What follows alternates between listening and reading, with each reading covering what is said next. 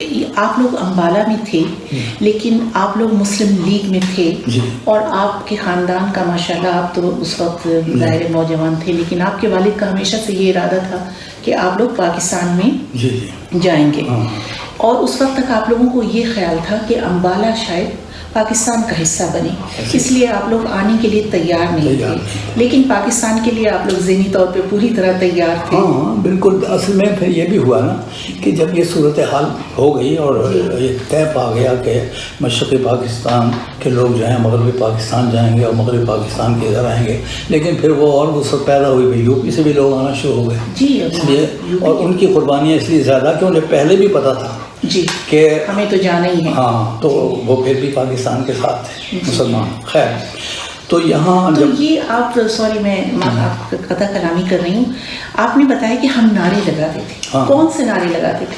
ہاں، یہ اصل میں جو ہمارا نعرہ تھا پاکستان بن کے رہے گا، پاکستان، تو وہ نعرہ لگاتے تھے بن کے رہے گا پاکستان، لے کے رہیں گے پاکستان۔ یہ جو بعد میں کہا کہ پاکستان کا مطلب کیا، لا الہ الا اللہ، یہ بات کا ہے۔ جی ہاں، میں اصل میں اسی کو اور یہ سیالکوٹ کے اصغر صدائی تھے، یہ انہوں نے یہ شامل کیا، اور اب مسلمان یہ بات کا نعرہ، پاکستان بننے کے بعد کا نعرہ۔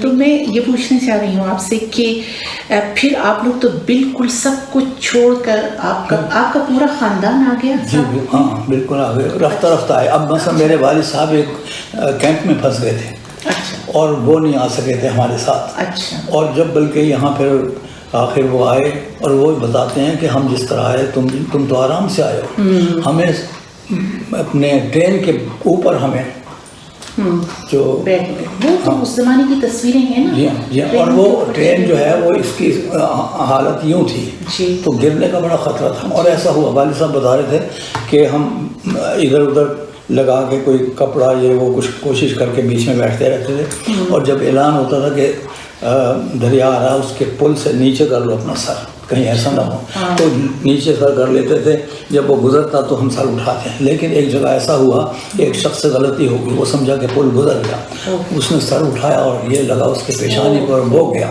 تڑپ رہا تھا لیکن ٹرین جا رہی تھی، اس طرح کا منظر بھی ہوئے۔ تو خیر، والد صاحب جو ہیں میری تلاش میں ادھر ادھر سے پوچھتے آخر پہنچ گئے، پھر اس کو روڈ پر جہاں ہماری رہائش تھی، بس مجھے ایک ہی جملہ کہا، ہاں مجھے چھوڑ آئے تھے نا تم۔ میں نے کہا ہم کیا کرتے ہیں، بہت سے خاندان بکھر گئے، کوئی کسی کے ساتھ آیا، کوئی کیسے پہنچا، کوئی کس طرح سے۔ اب انہیں سیکریٹریٹ جا کے، وہ چونکہ پٹواری تھے یا وہ تھے گرداور تھے، پٹواری تھے پہلے اس وقت، تو انہوں نے اپنے آرڈرز دیے، انہوں نے کہا گجرات آپ کو پوسٹنگ کیا جا رہا، پوسٹنگ گجرات۔ وہ مجھے کہنے لگے چلو، ممانی کہتی ہے آپ چلے جائیں، یہ یہیں رہیں گے ہمارے پاس، کہتا نہیں میں ساتھ لے جاؤں گا، تو چنانچہ میں ان کے ساتھ چلا۔ تو مطلب جب آپ لوگ یہاں آئے تو پھر آپ کو کس قسم کی مالی مشکلات کا سامنا کرنا پڑا؟ کیونکہ آپ تو سب کچھ چھوڑ آئے، یہی اسی طرح مال و اسباب، کہ والد صاحب کی جیب میں جتنے پیسے تھے بہت تھوڑے سے تھے، زیادہ نہیں تھے، تو وہ ہم جب گجرات آئے تو کچہری پر ایک ہوٹل تو کہنا چاہیے تندور تھا، تو ہم نے اس سے کہا بھائی ہم رات رہنا چاہتے ہیں، اس نے کہا جی یہ پلنگ ہے 8 آنے، یہ آپ سے لیں گے۔ تو والد صاحب نے 8 آنے دیے اور اسی پلنگ پر ہم لیٹ گئے، اور اس کے بعد ہوا یہ کہ وہ جہاں ان کی پوسٹنگ ہوئی وہ چارج دینے کے لیے تیار نہیں تھے۔ یہ چودھری ظہور الہی کے خاندان کا ایک آدمی تھا، اس وقت ان کی پوزیشن تو کچھ نہیں تھی لیکن وہ چارج نہیں دینا چاہتا تھا۔ تو اب آپ یقین کریں غیرت اور حمیت کا تقاضا کہ سامنے مہاجرین کے لیے کھانا بنتا تھا اس جرنیلی سڑک کے ساتھ ہی، جو آج کل کالج بن چکا، اس وقت وہ اسکول تھا سناتن دھرم ہائی اسکول ہندوؤں کا، وہ چھوڑ کے چلے گئے تھے، وہاں پہ کیمپ لگا ہوا تھا، تو وہ کھانا کھا رہے تھے لیکن ہم مانگ نہیں سکتے تھے، ہم نے نہیں مانگا، کبھی 1 آنے کے چنے لے لیے۔ ایک واقعہ تو ایسا مجھے یاد آتا ہے کہ میں والد صاحب کے ساتھ جا رہا تھا چارج لینے کے لیے، تو کچھ 4-5 میل پیدل چلنا پڑتا تھا، تو صبح کا وقت تھا، تو میں نے کہا ناشتے کا کیا کریں، تو ایسے دیکھا گاجریں پڑی ہوئی ہیں اتنی ڈھیر، میں نے کہا چلیں گاجریں لے لیتے ہیں، 1 آنا اسے دیا، اس نے میرا پلہ بھر دیا، اب وہ گاجریں ہم کھاتے جا رہے ہیں چلتے جا رہے ہیں۔ میں نے ابا سے کہا، میں نے کہا میں تھک گیا ہوں، یہ اٹھا کے کیا کروں، کہتے ہیں اسے پھر یہاں پھینک دو۔ تو ایک درخت تھا، اس کے سبزہ تھا نیچے، ہم نے وہ وہاں پھینک دیا. تو یہ آپ کے آنے کے چند دنوں بعد کی بات ہے؟ جی چند دنوں. اب جناب جب ہم گاؤں پہنچے وہ آدمی پھر نہ آیا چارج دینے کے لیے. اب وہاں ہمارا کوئی واقف ہی نہیں تھا. واپس آئے گاجریں وہیں پڑی ہوئی تھی. اچھا. وہ گاجریں پھر یہ تقریباً اکتوبر کا زمانہ ہے، پاکستان بننے کے 2 ماہ بعد. بالکل. تو کوئی یہاں پر آپ کو مینجمنٹ وغیرہ کچھ نہیں، شہری انتظامیہ کچھ نہیں نظر آ رہی؟ نہیں کچھ نہیں. لوگ سب اپنے آپ ہی اپنا بندوبست کر سب اپنا بندوبست رہنے کا. اب آگے دیکھیں کہ وہاں جب آئے واپس جلال پور جٹا میں، اچھا. تو آخری جو تانگا تھا وہ بھی یعنی مغرب سے پہلے وہ بند کر دیتے تھے، کھول دیتے تھے گھوڑے کو. تو اب ہم وہاں کھڑے ہوئے کہ کیا کریں. تو اتنے میں ایک فوجی جیپ آ کے کھڑی ہوئی. کہتے ہیں آپ لوگ یہاں کھڑے ہیں، کہاں جانا چاہتے ہیں؟ ہم نے کہا کہ گجرات جانا چاہتے ہیں. بیٹھو. وہ ہمیں لے گئے اور ہم جب آئے وہاں تو پھر اسی جگہ ہم جہاں پر وہ 8 آنے دے کے ٹھہرتے تھے ہم وہاں پھر رات وہ گزاری. تو اب وہاں یہ ہوا کہ صبح کو یقین کریں ہمارے پاس تقریباً پیسے ختم ہو رہے تھے.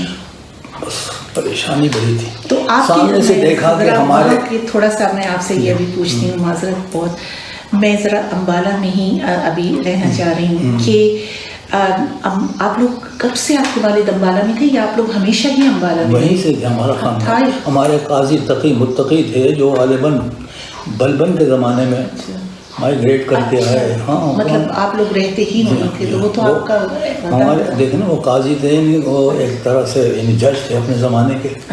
تو انہیں وہ علاقہ مل گیا تھا، لیکن وہ اتنے بے نیاز تھے کہ انہوں نے وہ جتنی زمین تھی مزارن کو دے رکھی تھی.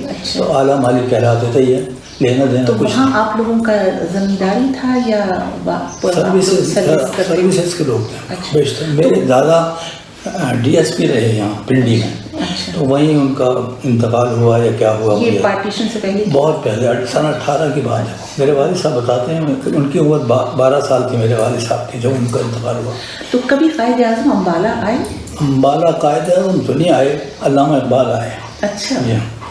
تو خیر اب وہ میں بتا رہا ہوں کہ ان سے کچھ یاد ہیں؟ بس صرف نہیں، وہ میں نے تو نہیں دیکھا ان کو، لیکن یہ ہے جب ان کا انتقال ہوا تو اخبارات کے اندر بھی چھپا اور ہمارے عزیزوں نے بتایا کہ علامہ اقبال کا انتقال ہوا. ہاں تو ہم بچپن میں وہ تو کہانی وہ ہے لب پہ آتی ہے دعا سنتے تھے. اور ہمارے مسلم ہائی اسکول کے اندر بڑے بڑے بورڈوں کے اوپر ان کے شعر لکھے ہوتے تھے. اچھا. وہ ہمیں سب زبانیں یاد ہیں اب تک. امبالہ اسکول میں؟ ہاں وہ کمال کا وہ بھی ایک مسلم ہائی اسکول جو بنا تھا کہ آریہ ہائی اسکول بن گیا. مشن ہائی اسکول سے میرے والد صاحب نے تعلیم حاصل کی اور مسلمانوں میں جوش و خروش آیا کہ ہمیں بھی کچھ کرنا چاہیے. چنانچہ جو بھی اس دور کے رہنما تھے انہوں نے ایک نے کہا کہ یہ جتنی زمین ہے یہ میں دیتا ہوں آپ کو. اچھا. تو زمین اتنی تھی کہ چنانچہ وہاں جو اسکول بنا مسلم ہائی اسکول اس کی جو ڈیزائن تھا وہ ای شیپ میں، ای فار ایجوکیشن. اور یہ بالکل علی گڑھ یونیورسٹی کی شکل تھا اسی طرح. اور اتنا معیاری اسکول تھا. اور ہمارے ماسٹر صاحب جن سے ہم بڑے متاثر ہیں اب تک انہیں یاد کرتے ہیں کہ کمال آدمی تھے، بڑے منظم باوقار شخصیت کے مالک تھے. سب سے اہم بات یہ ہے قائد اعظم نے تو بعد میں ٹوکن منی 1 روپیہ لیا. ہمارے وہ قائد اعظم وہ جو تھے ہیڈ ماسٹر محی الدین صاحب وہ امیر آدمی تھے تو وہ ہیڈ ماسٹر تھے اور 1 روپیہ ٹوکن منی لیتے تھے. تو یہ مسلمانوں کی تعلیم اتنی دیر سے شروع ہوئی؟ ہاں یہ تو ہے نا. ہاں بس تعلیم تو تھی. اس وقت بھی یہ تخصیص تھی کہ مسلم اسکول اور ہندو اسکول، اس وقت بھی یہ تخصیص تھی. آپس میں ملنا جلنا نہیں تھا. سکھوں کا الگ اسکول تھا. تو مطلب آپ لوگوں کا آپس میں ملنا جلنا نہیں تھا؟ ملنا جلنا تھا. جن مطلب ایسا بھی نہیں تھا کہ بہت سے ایسے لوگ ہیں جن کے ہندو دوست تھے اور ہندوؤں کے مسلمان دوست تھے. جی ہاں ہمارے ایسا تھا. لیکن جب یہ حالات پیدا ہو گئے تو ظاہر نفرت پھیل گئی. اور میں نے آپ سے ابھی پوچھا تھا تھوڑی دیر پہلے کہ کیا قائد اعظم کی آپ نے کوئی تقریر سنی، تو آپ نے کہا سنی تو نہیں، میں نے انہیں دیکھا ہے. تو کب دیکھا تقریر اس طرح سنی کہ میری سمجھ میں تو نہیں آتا تھا انگریزی میں تقریر کی. وہ اس طرح کہ غالباً یہ نومبر کا مہینہ تھا اور قائد اعظم لاہور آئے، اچھا، اور چونکہ میں بالکل فارغ تھا، مجھے معلوم ہوا کہ یونیورسٹی، پنجاب یونیورسٹی گراؤنڈ کے اندر ان کی تقریر ہے، وہاں لوگ یہ پاکستان بننے کے بعد، پاکستان بننے کے بعد نومبر دسمبر کا مہینہ تھا یہ، تو میں پیدل چلا، پھر اس کو روڈ سے پہنچ گیا، اور کہاں پہنچا اگر آپ کو دیکھا ہو نقشہ، پرانی گلی سے جو راستہ آتا ہے، پیٹرول پمپ ہے وہاں، اب بھی پتہ نہیں ہوگا، تو وہاں پر مجھے جگہ ملی بالکل اینڈ پر، اور دور سامنے سیڑھیاں بنی ہوئی، اس کے اوپر اسٹیج بنا ہوا تھا، قائد اعظم کو میں نے دیکھا دور سے بیٹھے ہوئے ہیں، اور لیکن نظر نہیں آ رہے تھے اس طرح کہ میں دیکھ سکوں۔ اتفاق دیکھیے کہ میرے ساتھ ایک آدمی بیٹھا تھا، وہ دوربین لیے بیٹھا تھا، اور دوربین سے وہ دیکھ رہا تھا۔ آپ یقین کیجئے میں نے یہ نہیں کہا مجھے دوربین دو، میں نے اس کے دوربین چھین لی اس سے، اور میں نے یوں لگایا تو قائد اعظم میرے سامنے،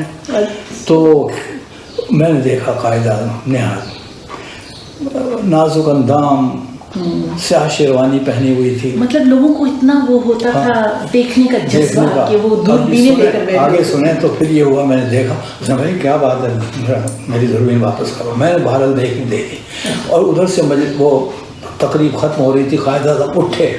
اب میرے خیال میں مجھے آیا کہ قائد اعظم اگر یہاں سے چلے تو مال روڈ سے گزر کے جائیں گے، میں نے وہاں سے دوڑ لگا دی، اور اس جگہ سے مال روڈ جہاں پر آپ کو یاد ہوگا کہ جہاں سے کراس کر کے نئی انارکلی شروع ہو جاتی ہے، اس طرف میں کھڑا ہو گیا، اور وہ ٹولنگٹن مارکیٹ میرے لیفٹ پہ تھی، میں وہاں کھڑا ہو گیا، اور ابھی قائد اعظم کی گاڑیاں ابھی نہیں گزری تھیں، میں بڑے آرام سے کھڑا تھا، لوگ بھی کھڑے ہوئے تھے، تو جیسے وہ بس پتہ لگا کہ قائد اعظم سے آگے جو ظاہر سیکورٹی کا عملہ ہوا، وہ گزر رہے تھے، اب قائد اعظم، آپ یقین کریں میرے اور آپ کے درمیان جتنا فاصلہ ہے، وہ کار میں بیٹھے ہوئے تھے، میں بالکل سکون ہوں، میں نے فوراً کو اس طرح کیا، میں نے وش کیا، اچھا ہاتھ ہلا رہے ہوں گے وہ بھی ہیں، تو کیسا آپ نے ان کو، ان کی تصویریں وغیرہ دیکھی ہوں گی سب، تو جب آپ نے سامنے دیکھا کیسا پایا آپ نے؟ بھائی یہ سمجھیں کہ میں ایک ہیرو تھے ہمارے، تو بہت بڑے لیڈر تھے، اور وہ مطلب لوگوں کو باقاعدہ رسپانس دیا کرتے تھے، بالکل۔ تو وہ جو جلسہ اب تھا، یہ ملال نہیں تھا کہ ہم بے ٹھکانہ ہیں، یہ ملال نہیں تھا کہ ہمارا کوئی پرسان حال نہیں، یہ ملال نہیں تھا کہ اب کیا ہوگا ہمارے ساتھ، بس ایک وجدانی کیفیت طاری تھی کہ ہمارے آزادی مل گئی، نہ اپنا گھر یاد رہا، نہ اپنے احباب، بس یہ تھا کہ اب دیکھیے کیا بنتا ہے، کیا ایک جھلک دیکھی ایک جھلک دیکھ لی، بہت جنہوں نے یہ وطن دلوایا۔